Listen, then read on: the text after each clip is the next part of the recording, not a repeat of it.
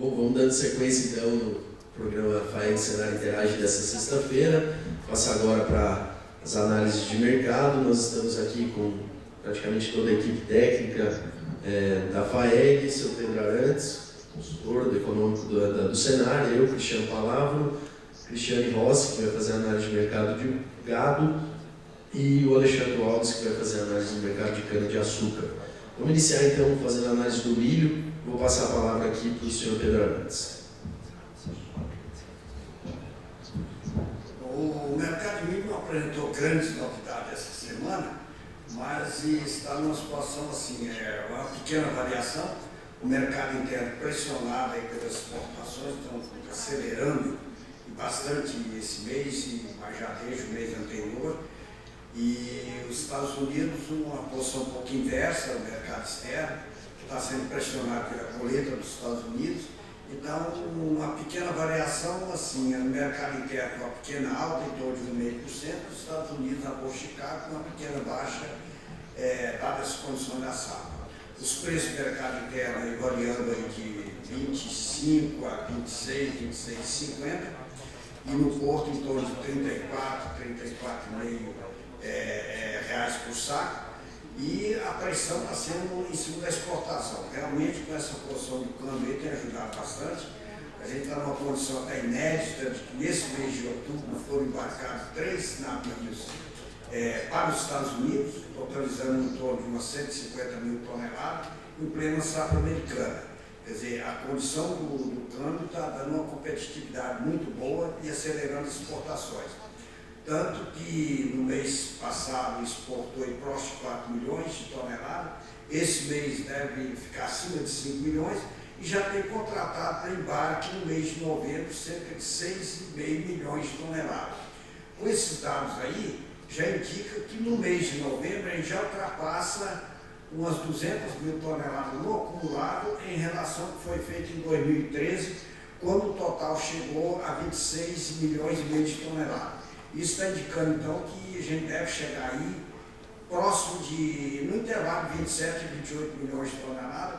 É uma condição muito boa, porque dá uma boa enxugada no mercado e, então, manter esse preço em alta. Claro que tudo isso aí está dependendo do câmbio, vai estar nível de preço aí na próxima safra, na primeira safra, vai estar ainda dentro desse comportamento cambial, que é um grande suporte. Mas com esse volume de exportação chegando aí, totalizando próximo de 28 milhões de toneladas, o estoque deve ficar abaixo de 10 milhões e dá uma condição um pouco mais favorável aí de preço aí já na primeira safra. Até porque também, não grandes quantidades, mas vai ter uma pequena redução também na primeira safra, então o mercado vai entrar um pouco mais enxuto, com tudo indicando que o preço mais favorável aí na primeira safra. Nos Estados Unidos, que é no mercado internacional, a pressão é inversa, a safra americana já está aí chegando, deve fechar essa semana acima de 80% da colheita, e as exportações deles também estão baixas. Quer dizer, com essa competitividade que está tendo o produto brasileiro favorecido pelo câmbio, os Estados Unidos até agora embarcou menos 30% em relação do mesmo período do ano passado. A expectativa deles é que, quando encerrar esse período de começar a esgotar a safra brasileira, que eles entrem no mercado para compensar essa diferença que estão tendo. E até porque o preço deles no mercado internacional está muito baixo, já tem uma preocupação, que se não tiver uma certa melhoria nesse preço aí até os primeiros meses do próximo ano, isso pode afetar o plantio da próxima safra e talvez já na outra até ficar com um nível de estoque muito baixo. Então a expectativa é que dentro dessa conjuntura que está aí, é que possa ter uma certa reação de preço e estimular o plantio, que vai ser decidido aí nos primeiros meses. Com certeza na primeira quinzena de março sai uma primeira intenção de plantio. E também a safrinha brasileira, vai ser plantada a partir de janeiro. Então fica essas interrogações aí no mercado. Quer dizer, o clima no Brasil, as exportações que tudo indica devem manter nesse nível acentuado, e aí depois as exportações americanas para ter um comportamento da próxima safra americana e da safrinha. Mas, de qualquer maneira, o mercado vai ficar bem enxuto, mas a gente espera que realmente nada venha afetar a ocupação do mercado. mercado interno, principalmente os setores de similares, para que eles também mantenham um nível razoável que possa manter aí essa competitividade desses dois segmentos que são muito importantes também para o agronegócio. Exatamente. Ela é uma autorização que nos dá. Beleza, obrigado, Pedro. Já para a gente seguir aí fazendo as análises do mercado de grãos, já vamos fazer a parte de soja. Bom, o mercado de soja segue, assim como o milho, sem grandes novidades aí nessa semana. O mercado ainda bastante focado na questão do encerramento da colheita, do avanço e próximo do encerramento da colheita nos Estados Unidos, e a cada dia aí, nessa semana ainda mais, começa a voltar os seus olhos aí para a implementação da safra na América do Sul, principalmente aqui no Brasil, o andamento do plantio no nosso país. As cotações na Bolsa de Chicago nessa semana tiveram uma variação negativa. A gente começou a semana em patamares aí para os contratos de novembro em torno de 8,95 dólares por bushel na segunda-feira, início da segunda-feira, e para os contratos maio aí 9 dólares e 2 centavos por bushel. Na segunda a gente teve uma variação aí negativa, uma queda até acentuada no mercado, uma leve recuperação dessas perdas já na terça-feira, mas ao longo aí dos últimos dias, quarta, quinta e hoje pela manhã, o mercado já segue em queda, e nós temos aí no resultado, no balanço da semana, um patamar aí menor, rompendo aí a barreira dos 8,80 dos contratos de novembro, que iniciaram o dia hoje em 8,78. Como eu disse, o mercado ainda segue focado na questão do avanço da colheita americana e do plantio aqui no Brasil. A colheita norte-americana, no último levantamento do Departamento de Agricultura dos Estados Unidos, apontou que estava em 87% concluído, isso na segunda-feira, quando o levantamento sai. Então, aí para a segunda do novo relatório e na próxima semana já é esperado aí o encerramento, a finalização da colheita nos Estados Unidos. Um fator ainda que segura o mercado no lado positivo é a demanda semana acelerada, as vendas estão em bons patamares, apesar de um pouco mais lento do que no ano passado. Na semana passada, semana que se encerrou no dia 22 de outubro, foram vendidas 2,1 milhões de toneladas de soja norte-americana. No acumulado desse ano, dessa safra 2015-16, já foram comercializadas 27 milhões de toneladas. Esse número é mais ou menos 20% inferior ao ano passado, mas na questão dos embarques, os embarques estão aí mais acelerados do que no ano passado. Já foram embarcadas 9,5 milhões de toneladas até o momento, número 21% maior do que no ano passado. Então, apesar das vendas um pouco mais lentas, os embarques estão ocorrendo rapidamente. Na formação dos preços aqui no Brasil, a gente também não tem grandes variações essa semana. Além das mudanças no mercado internacional, pesa também aí as oscilações do dólar. O dólar, em comparação do início da semana com agora, teve algumas reduções. A gente iniciou a semana no patamar de 3,91 e hoje, na abertura do mercado hoje, ele se encontrava em mais ou menos 3,85 e pesou aí nessa semana sobre a cotação do dólar informações sobre o possível aumento da taxa de juros norte-americana por parte do Fed. Mas isso não é esperado pelo mercado, é esperado que esses aumentos ocorram só a partir do ano que vem. Então isso dá uma pressão aí negativa na questão do dólar. E também pesa nas constantes aí oscilações e incertezas vindas da política nacional, que, como a gente sabe e repete aqui toda semana, ainda segue, de certa forma, um tanto quanto bagunçado. No Brasil, então, agora os produtores estão focados nas operações de campo, o mercado segue um ritmo bastante lento, focado aí mais nas atividades de campo do que nas vendas propriamente ditas. Na última semana a gente teve bons volumes de chuvas em algumas localidades, principalmente aqui no centro-oeste brasileiro. Isso fez com que o plantio avançasse mais rapidamente. As expectativas de chuvas também para as próximas 2 semanas, a próxima semana principalmente, são ainda favoráveis. Então esse plantio deve seguir acelerado aí durante esse final de semana e o início da próxima semana. Até o momento, pela análise de algumas consultorias privadas que atuam no mercado brasileiro, o plantio nacional já ultrapassa a barreira aí dos 25% concluído, e aqui em Goiás a gente acredita que até o final dessa semana aí a gente já chega muito próximo de 20% plantado em nosso estado. A gente lembra que, apesar desses volumes de chuva estarem ocorrendo, ainda tem algumas regiões bastante secas, que ainda não acumularam um volume de chuva significativo, mas o plantio ainda assim nessas regiões deve avançar rapidamente, já que as previsões de chuva para o início de novembro são favoráveis, e a janela de plantio aí, chegando em novembro, já começa a ficar mais apertada, e pensando na safrinha também, esses produtores vão seguir em ritmo mais acelerado. Quanto aos preços aqui no mercado interno, pouca variação essa semana. A média do estado ainda se encontra mais ou menos em 66,80, 66,50 para o mercado disponível, uma variação bem pequena aí em relação à semana passada. Bom, para o mercado de soja, seria isso, as informações gerais aí, a atualização das informações da semana. Passo a palavra agora para a Cristiane, que vai fazer a análise do mercado de boi. Bom dia. Essa semana nós tivemos aí uma repercussão de um estudo, publicado pela OMC, Organização Mundial da Saúde, onde eles colocam a possibilidade do aumento de câncer relacionado aí ao consumo de embutidos e carne vermelha. Com isso, o Conselho Latino-Americano de Proteína Animal, COLAPA, manifestou o contrário a esse estudo, da forma que foi abordado, inclusive colocando que a carne vermelha e a carne processada fazem parte de uma dieta equilibrada e também de um estilo de vida saudável. Traz aí proteínas de alta qualidade, vitaminas, minerais, ácidos graxos.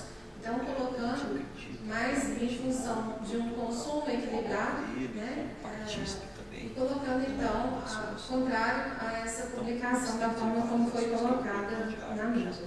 Outras manifestações também contrárias a esse estudo vieram ali dos setores da carne, como a BIEC, inclusive, de forma interessante, de institutos independentes do setor, para não ficar com esse viés de que está defendendo só o setor.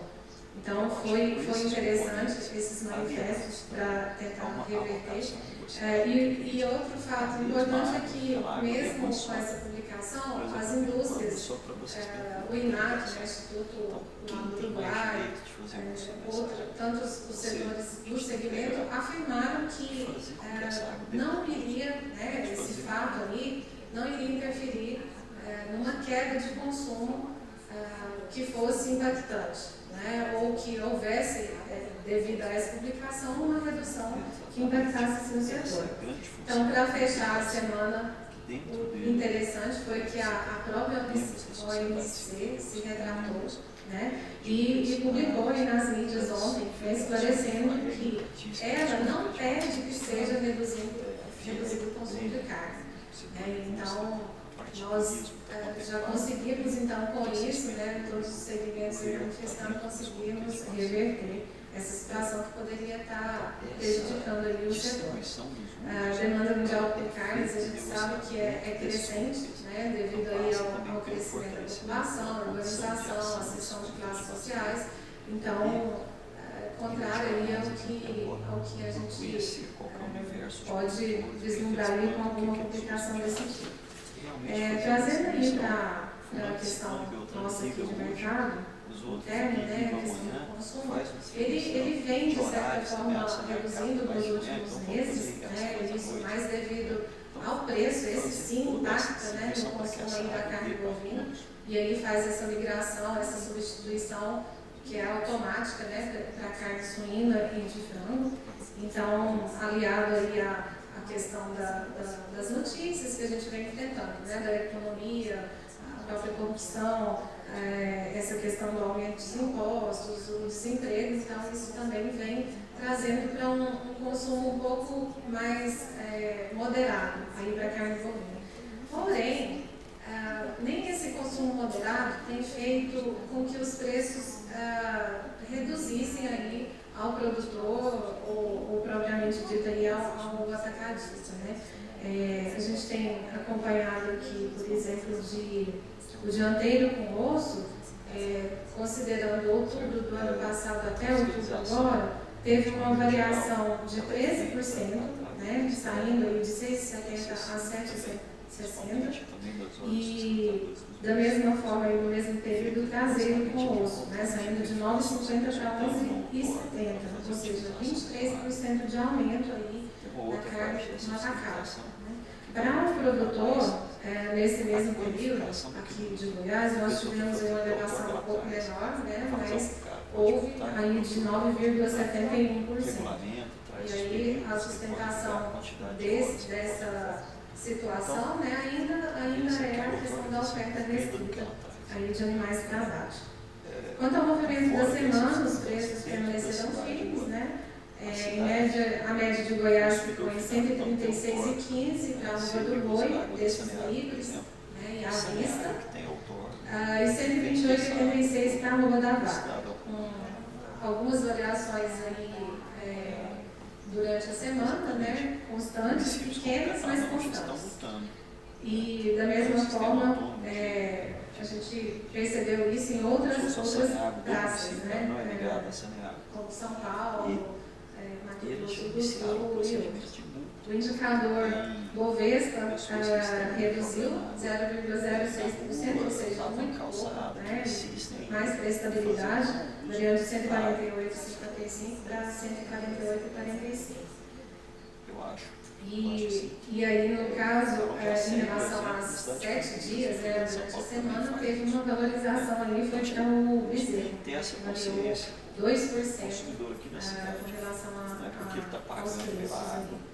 Quanto às exportações, nessa última semana de outubro, elas encerraram maiores em relação à quantidade, 0,6% da carne bovina in natura, e em relação a valores, né, 11% de aumento, ainda influenciado muito pela cotação do dólar, né? Porque quando a gente busca a questão de dados acumulados, aí de janeiro a setembro, por exemplo, ainda estamos com valores inferiores ao mesmo período do ano passado. Mas se a gente considerar a média diária exportada ali na semana de outubro, né, se permanecer nesse ritmo, a gente fecharia um mês aí com em torno de 107,1 mil toneladas, que seria o maior volume mensal já embarcado neste ano, né, seguindo os dados do CESEX. Então, assim, para esse final de ano, a gente tem ainda uma expectativa dessas elevações das exportações. E vale ressaltar aí o trabalho feito, né, pelo Ministério da Agricultura, através do ministro, que tem rodado aí países em busca de abertura de novos mercados, né. Agora, recente, ela participou do Fórum Empresarial dos países sul-americanos e árabes, também irá à China, né, e com isso tentando abertura para a Arábia Saudita, Emirados Árabes, a Índia e a China. Hoje foi colocado aí nas mídias que a embaixadora dos Estados Unidos, né, já confirmou a missão para novembro, no caso aí retomando os processos de exportação da carne in natura para esse país. Isso já é um ponto positivo para nós. Então, assim, para a próxima semana a gente espera também a continuidade desses preços, a não ser alguma situação de fluxo que pode ampliar a oferta de animais confinados, né, e aumentando as escalas, que aqui para Goiás, mesmo estando alongadas, elas ainda continuam mantendo os preços ainda firmes. E a questão da mudança do mês, né, que aí tende a gente caminhar para um consumo mais elevado, com o recebimento de salários, e também o fato das festas aí de final de ano que aumenta esse consumo e pode dar firmeza aí nos próximos dias. Vale ressaltar só lembrando aí que a gente inicia agora a campanha de vacinação de aftosa. Então, eu gostaria de chamar a atenção para que os produtores atentem ali para a forma correta de vacinação, para que a gente tenha uma vacinação eficiente, né? Com a preocupação com a limpeza das agulhas, toda a questão do armazenamento da vacina, né? A questão do gelo, do resfriamento e do próprio transporte dessa vacina quando ela é adquirida da propriedade, né? Então, chamando a atenção ali para esses pontos, para que nós caminhemos aí para essa busca, né, de área livre de agricultura e sem vacinação pelos próximos anos, o mais breve possível. É isso. Alexandre. Passar agora para a análise do mercado de cana. Alexandre Alves.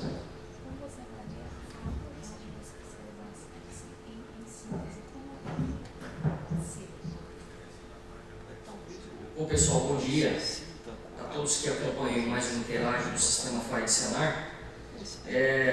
Acho que aqui pela primeira vez, aqui no Interage do Sistema, nós vamos falar um pouquinho sobre o mercado de cana-de-açúcar.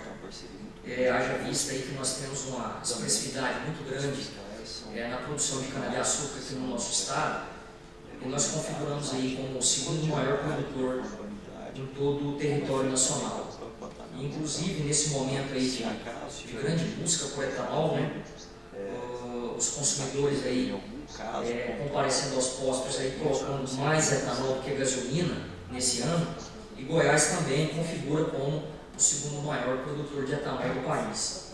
Então nós temos uma posição muito importante em nível nacional em termos de produção de cana-de-açúcar. Bom, em termos de cadeia produtiva da cana-de-açúcar no estado, não somente aqui, mas como em toda a região Centro-Sul, a grande novidade que nós já nos aproximamos da entre-safra de cana-de-açúcar, né? Haja vista aí o período chuvoso, então normalmente a safra de cana-de-açúcar então, ela tende a arrefecer, então a moagem ela tende a diminuir, especialmente nesse mês de novembro, nós estamos chegando aí, então tudo vai depender do clima, como é que vai ser o comportamento das chuvas aí. Nós temos aí algum canavial ainda para ser cortado, para ser processado na indústria, mas o certo é que Goiás deve fechar aí com uma produção aí em torno de 67, 68 milhões de toneladas. Uma produção aí quase 10% maior do que nós produzimos aí na safra 14-15. Então até agora, apesar de que nesse momento aí nós já estamos aí nos aproximando aí de um período de regularidade maior de chuvas, então há uma tendência natural dessa moagem cair, e é o que de fato vem ocorrendo em toda a região Centro-Sul, inclusive Goiás. A safra goiana ela foi muito bem aí ao longo da safra aí, desde o mês de abril, quando iniciou aí o processo de moagem. E embora a produtividade esteja um pouco melhor nessa safra, em torno aí de 4%, 5% aí melhor em termos de produtividade, mas nós temos aí a concentração de ATR nos colmos da cana-de-açúcar um pouquinho menor. Então a gente sabe que o produtor recebe por ATR, o que importa para as unidades industriais é o ATR. Então, aí em função principalmente do grande volume de chuvas que nós tivemos aí no início da safra, então isso aí colocou a média do ATR um pouquinho para baixo, né? Mas em contrapartida a produtividade está sendo um pouquinho melhor. Nós temos então, estamos aí com 36 unidades industriais moendo no estado, e nesse momento então já falta matéria-prima em alguma dessas unidades, então há uma tendência aí natural de a entre-safra chegar um pouquinho mais cedo aí para algumas unidades industriais aí no estado de Goiás. E isso é o que eu vou falar agora, tem pressionado então os preços do açúcar e os preços do etanol para cima, né? Falando um pouquinho aí então, a gente sempre fala dos fornecedores de cana-de-açúcar, mas também falando um pouquinho aí em termos de informação para os arrendantes, né, aqueles que arrendam as suas propriedades para as unidades industriais produzirem cana-de-açúcar. Então os preços aí em função aí das boas vendas de etanol, em função da melhoria de preços aí no açúcar no mercado internacional e também no mercado interno, a gente tem aí uma certa melhoria de preços aí também, que no caso o arrendante de terras para a usina, ele vai receber aí ao longo da safra. Então é claro que isso aí tudo vai depender do fechamento aí no mês de abril, mas há uma tendência de que o preço pago vai ser um pouquinho melhor, né?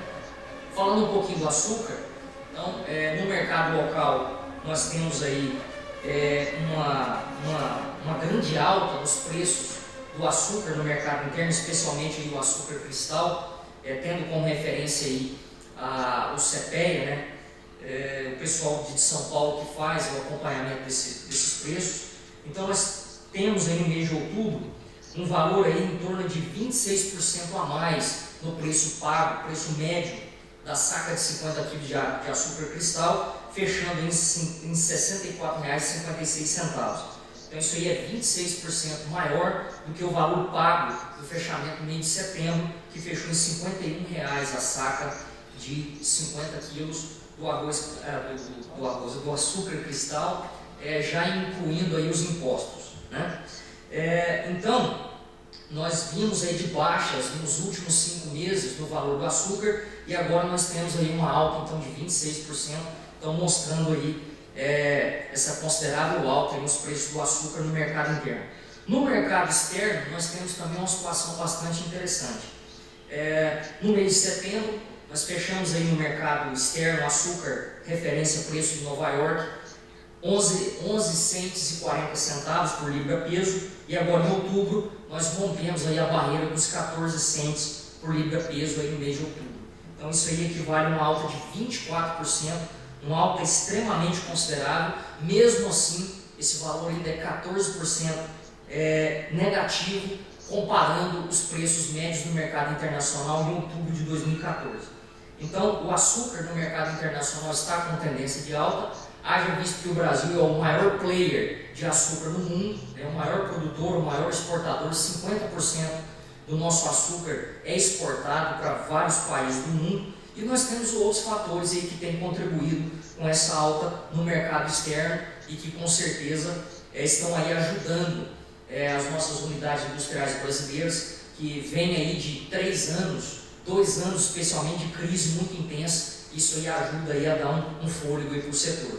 Então nós temos aí as chuvas de monções na Índia, a Índia também que é um grande produtor. As chuvas de monções na Índia, ela está em 14% abaixo da média histórica. Um clima aqui no Brasil também tem influenciado bastante para esses fatores altistas aí no mercado de Nova York.